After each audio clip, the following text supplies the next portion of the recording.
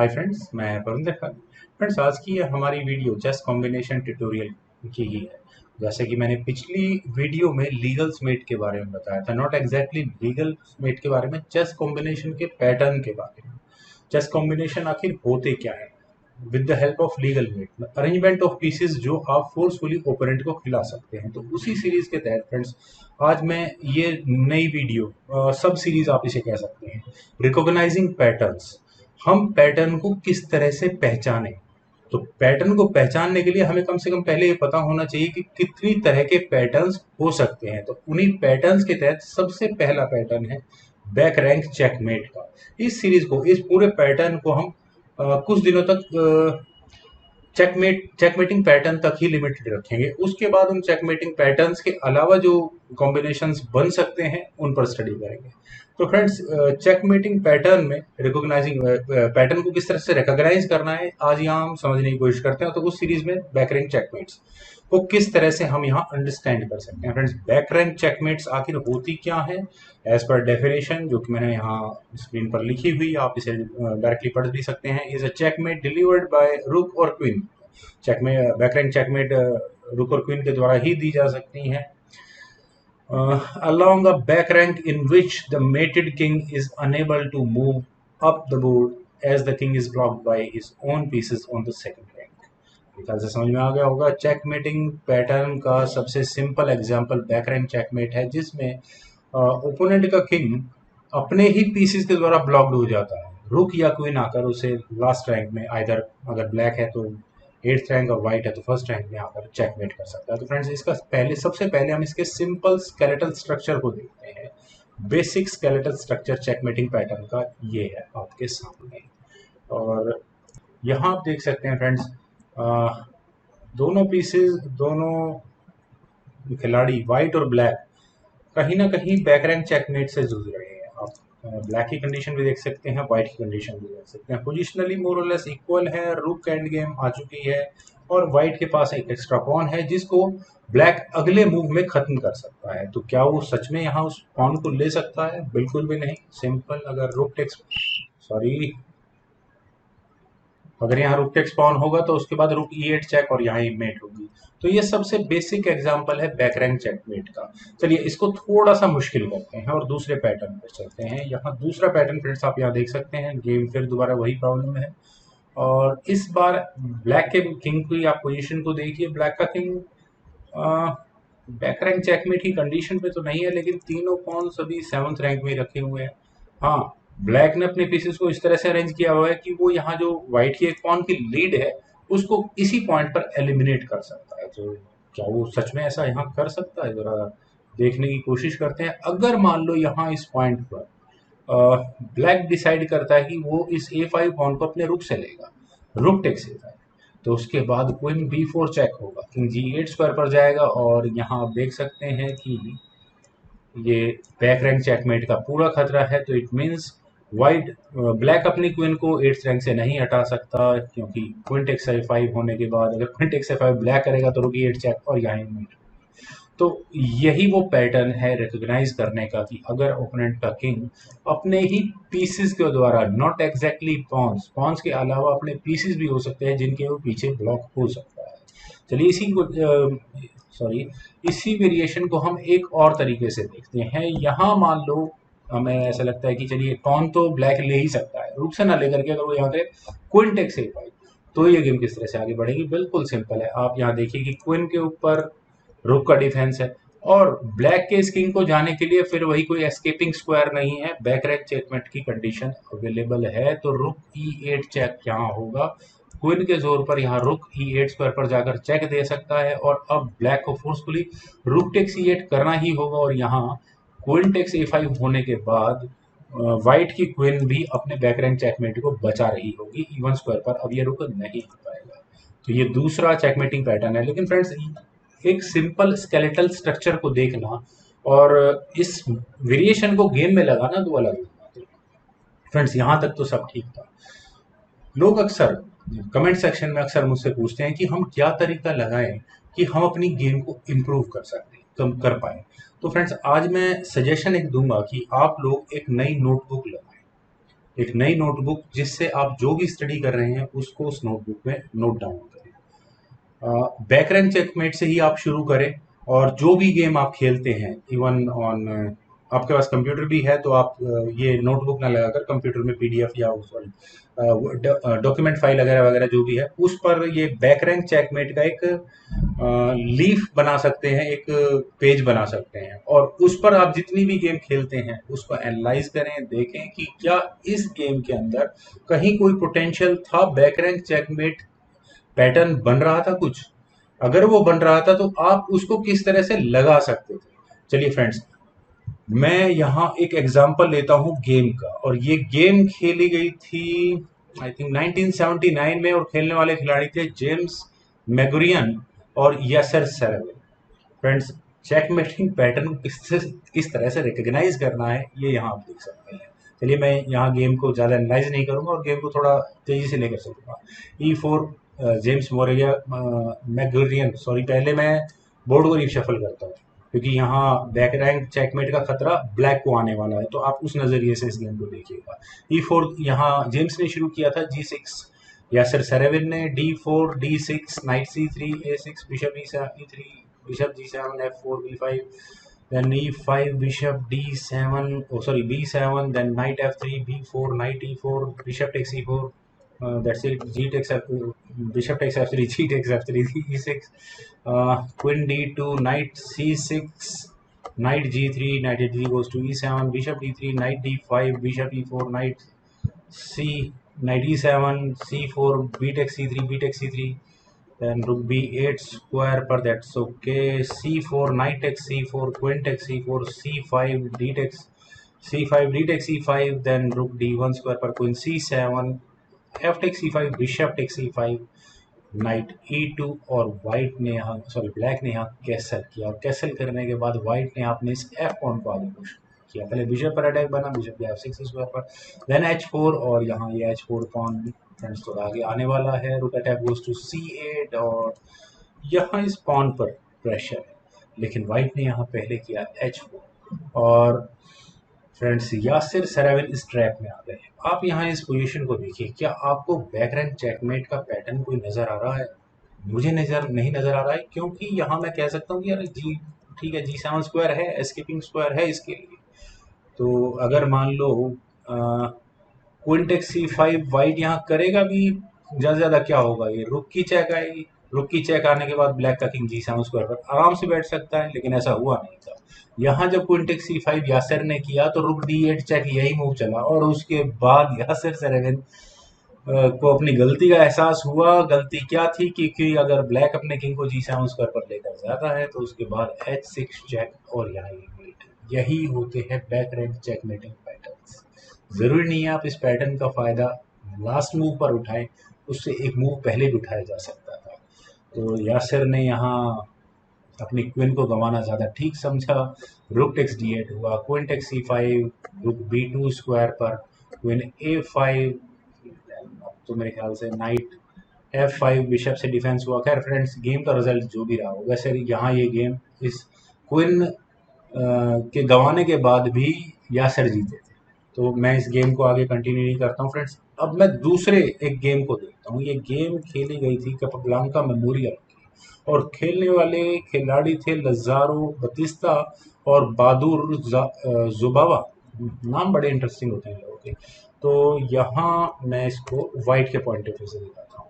D4 से यहाँ लज़ारो ने, बतिस्ता ने शुरू किया था exactly, knight F6 bishop B5, okay, knight E4 bishop F4 D5 E3 C5 bishop D3 knight C6 bishop takes E4 D takes E4 knight E2 C takes D4 E takes D4 bishop G4 knight pin है तो कोई फर्क नहीं पड़ता, S3 bishop takes E2 queen takes E2 queen takes D4 knight C3 E5 bishop E3 queen B4, white ने long side castle किया, bishop E7 queen G4 king F3 night D5 queen A5 night x queen D7 रुक C8 bishop C5। Sorry friends, मैं यहाँ रुक DC8 के बाद इस game को रोकता हूँ और फिर यहाँ से इस गेम को आगे बढ़ता हूँ।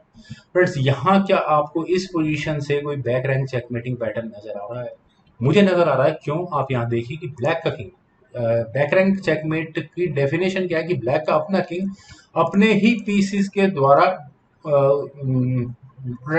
ओवर प्रोटेक्टेड है, उसके किंग के जाने के लिए कोई भी स्क्वायर नहीं होगा।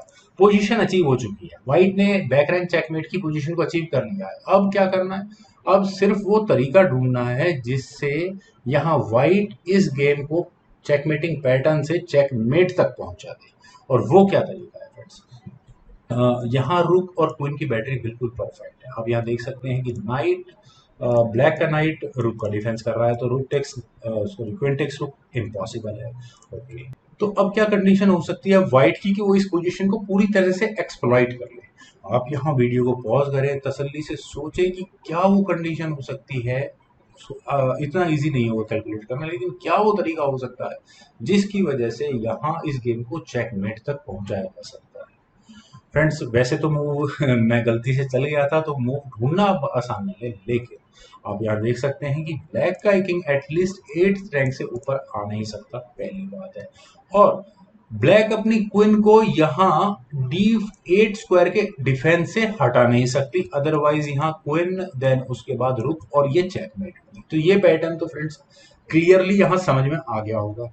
अब इसका मतलब आप या तो इस क्वीन को किसी तरह से डिफ्लेक्ट करवाओ या रुक को किसी तरह से डिफ्लेक्ट कराओ, तो जो भी तरीका हो सकता है वो लगाया जा सकता है, और उन दोनों का आंसर एक ही निकल के आता है, वो आता है बिशप के C5 स्क्वायर पर आने का। सबसे पहले तो डायरेक्टली यहाँ अगले मूव में चेकमेट की थ्रेड बन रही है, और कम से कम यहाँ आप देख सकते हैं क्वीन डिफ्लेक्ट नहीं हो सकती इस बिशप को लेने के लिए, अदरवाइज यहाँ ये चेकमेट होगा। Rook takes queen then rook takes rook, और यहाँ ये चेकमेट होगा। बैक रैंक चेकमेट का बिल्कुल एग्जांपल है। दूसरा, रुक टेक्स बिशप नहीं हो सकता, otherwise queen D8 check, queen takes queen then rook takes queen check, और यहाँ ये मेट होगी।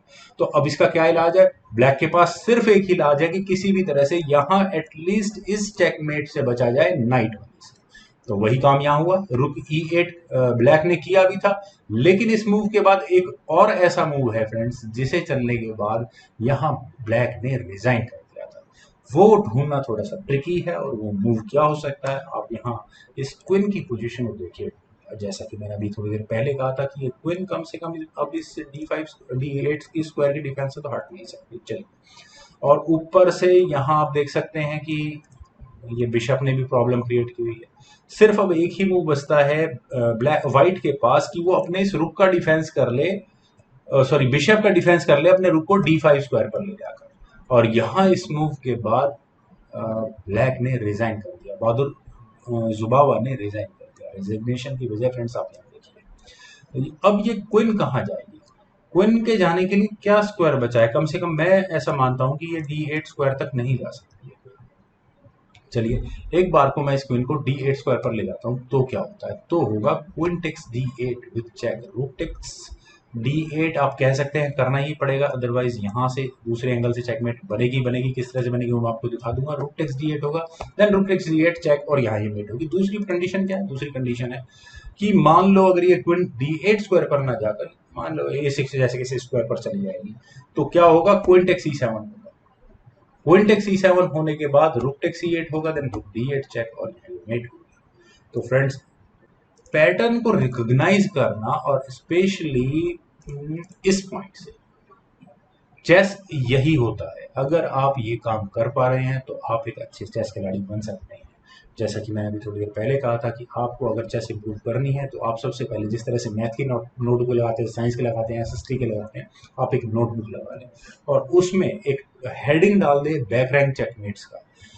फ्रेंड्स जिस बुक से मैं पढ़कर आपको ये नॉट एग्जैक्टली क्लास आपको ये मैं समझा पा रहा हूँ, उस बुक में लिखा हुआ है कि उन्होंने जहां से ये पढ़ा था, उन्होंने बुक रेफर की है बॉबी फिशर टीचेस चेस, और उस Bobby Fischer teaches chess book के अंदर मोर देन 50, 60, 70% गेम्स रुक और बैक रैंक चेकमेट की गेम्स है।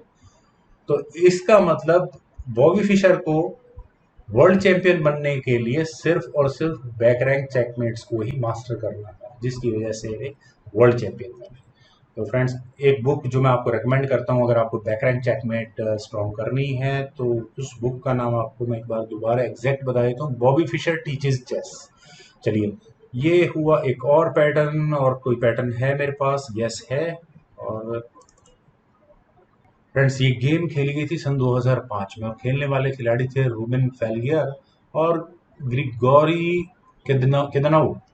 तो फ्रेंड्स इस गेम को देखते हैं, और इस गेम में किस तरह से चेकमेटिंग पैटर्न को ढूंढा गया जरा समझने की कोशिश करते हैं। व्हाइट ने यहाँ शुरुआत की थी E4 के साथ। E5, knight F3, knight C6, bishop B5, Ruy Lopez A6, A4, bishop A4, knight F6, castle, knight takes E4, D4, D5 sorry, okay B5, bishop पर attack, bishop D3, D5, D takes E5, bishop P6, bishop E3, bishop C5, queen E2, castle, rook D1, bishop takes, queen takes, knight a5, knight at b goes to d2, knight takes d2, rook takes d2, c6, rook e1, then queen c7, c3, okay, rook at goes to d8, then rook d4, c5, ऊपर attack है, rook h4, bishop, then rook f4, bishop पर attack बना तो bishop g6, e6। और friends यहाँ आप देखिए वो चेकमेटिंग पैटर्न यहाँ से बनना शुरू हो गया। बैक रैंक चेकमेट की सारी कंडीशंस आ चुकी हैं, खासकर तब जब ब्लैक ने अपने रुक को f8 स्क्वायर पर प्लेस किया। अब बैक रैंक चेकमेट की कंडीशन तो फ्रेंड्स आपको दिख रही है, लेकिन इसको चेकमेट तक किस तरह से पहुंचाना है, क्वेश्चन है ये। अब आप यहाँ देखिए कि कैलकुलेशन अगर हम देखें, क्या ऐसा हो सकता है, रुक यहाँ f7 स्क्वायर पर टारगेट लगा रहा है, ठीक है। उसके बाद आप यहाँ रुक और क्वीन की पोजीशन को देखिए, अगर ये चेक भी आ रही है, कंडीशन तो सारी फुलफिल कर रही है, बिशप से भी अटैक बन सकता है, ठीक है, बिशप का अटैक रुक पर आ रहा है, वो एक अलग बात है, चलिए लगाते हैं। यहाँ व्हाइट ने किया था ई टेक्स f7 चेक, जो हम कहते हैं कि अरे वाह, क्यों क्या क्वीन सेक्रीफाइस किया, क्वीन सेक्रीफाइस नहीं, वो पैटर्न को फॉलो किया जाता है, बिशप टेक्स f7। प्रॉब्लम आती है यहाँ कि यार बिशप तो इस E8 स्क्वायर के डिफेंस के लिए आ चुका है, तो अब क्या कर सकते हैं, क्वीन टेक्स बिशप तो हो नहीं सकता, करते हैं फिर queen takes E8 check, bishop takes E8 हुआ, that's okay, bishop takes F8 check. और फ्रेंड्स यहाँ सारा ट्रिक है, रुक टेक्स बिशप हो नहीं सकता, otherwise rook takes bishop check, और दूसरे F7 स्क्वायर के आप देख सकते हैं चेकमेट होगी F7 स्क्वायर के सॉरी F5 के रुक से, तो यहाँ ब्लैक को करना ही पड़ा bishop F7, then rook takes F7। और फ्रेंड्स रुक टेक्स F7 होने के बाद क्वीन पर अटैक आया है, किंग टेक्स F7 हो नहीं सकता, तो पहले ब्लैक को अपनी क्वीन बचनी होगी, तो ऐसा करने के बाद क्वीन टेक्स F7 हुआ, बिशप टेक्स F7 चेक हुआ, king takes F7, knight takes knight G5 check हुआ, किंग G8, G6 स्क्वायर पर गया। और ऐसा नहीं है कि हर बार कोई चेकमेटिंग पैटर्न हमें सिर्फ चेकमेट तक ही पहुंचाए, यहाँ एडवांटेज क्या मिला है व्हाइट को, सिर्फ एक पॉन का, और जिसकी वजह से ब्लैक को यहाँ गेम पॉज किया। H4 चलिए एक बार वो कर लिया, H6 रुक E6 चेक हुआ, किंग F5 स्क्वायर पर रुक टेक्स A6, और दूसरा पॉन का यहाँ फायदा क्लियरली व्हाइट ने उठा लिया। तो फ्रेंड्स फाइनली ये गेम व्हाइट जीता था। तो बहुत तरीके हैं चेकमेटिंग पैटर्न को लगाने के, बशर्ते आप उसे पहचानना सीख जाए। जिस तरह का checkmating pattern, I think this was the move, हाँ, जिस तरह का चेकमेटिंग पैटर्न यहाँ, ये back rank checkmate condition clear थी, रुक एफ फाइल में ना होता तो स्थिति दूसरी हो जाती, पूरी पोजीशन दूसरी हो जाती। यहाँ रुक और क्वीन की बैटरी बिल्कुल सही टारगेट लगाए हुए है, तो कंडीशन फेवरेबल थी। तो फ्रेंड्स इसी तरह का एक और सिंपल पैटर्न हम लेते हैं, ये वाला। तो आप यहाँ देखिए कि वाइट, सॉरी, ये रुक आप एलिमिनेट कीजिए यहाँ से पहले, just wait for a second.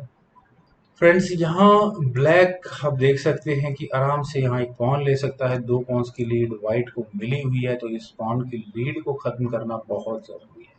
अगर ब्लैक यहाँ करे क्वीन टेक्स B6, तो that's it, game over. Queen takes F7 check यहाँ पहले वाइट करेगा, और अगर किंग मूव होता है तो रुक ब्लैक को यहाँ गवा चेकमेट होगी।